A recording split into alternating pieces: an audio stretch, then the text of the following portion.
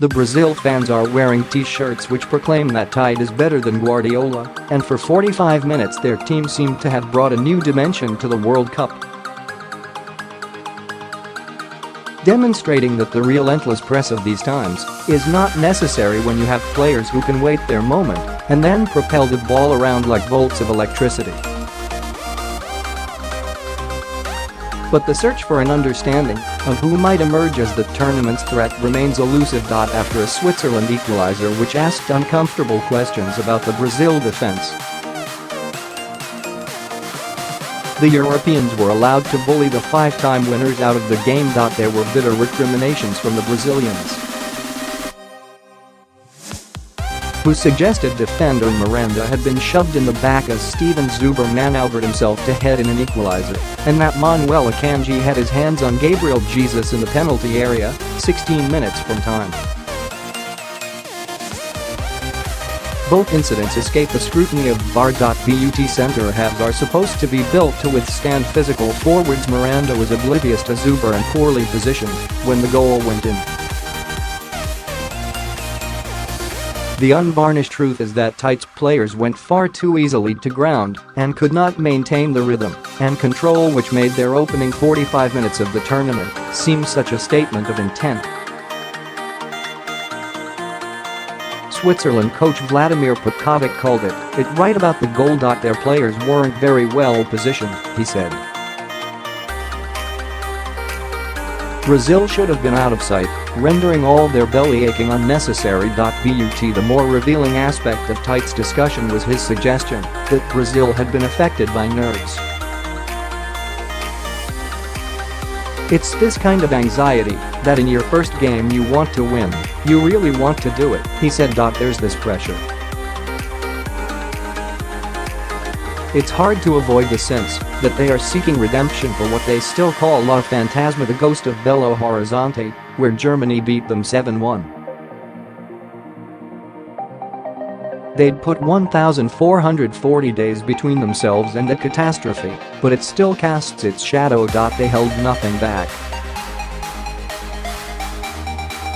Tite had said on Saturday that Neymar was not 100% right, but even if there was any truth in it, the manager who has rebuilt this team had no intention of acting on it.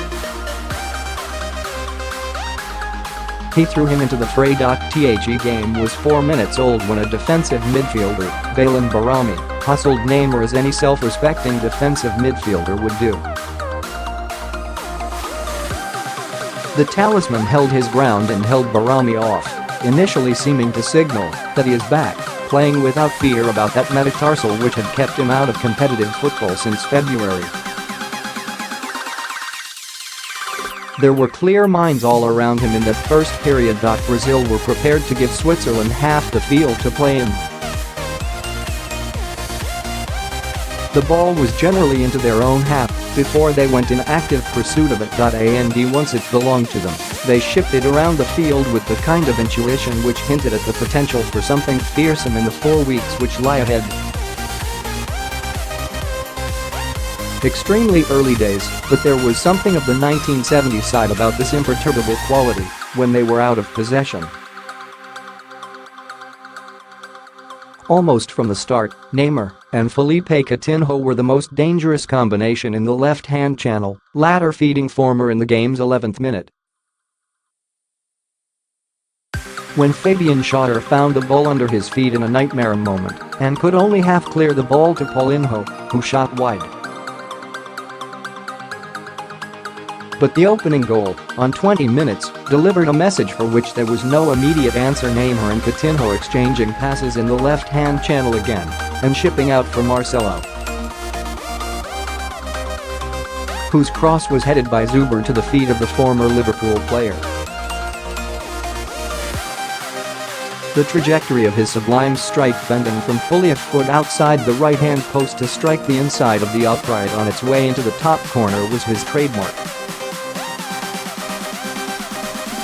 The Swiss equaliser, on 50 minutes, went against the grain, though it presaged a frailty in Brazil. Neymar so often wanted to claim infringements. It was put to Tite afterwards that the Swiss had committed 19 fouls, 10 against Neymar, though the European nation were no more than tough and certainly not cynical. Brazil missed their chances. Coutinho chested a Neymar pass to a comfortable shooting distance but sliced wide. Neymar hit the side netting, briefly hobbling on the right foot. He had broken. He ran it off, but was hobbling as he left the stadium on Sunday night. On a weekend when some mighty giants have been slayed, the outcome demonstrated that the team which lifts this trophy will need more than the stardust quality.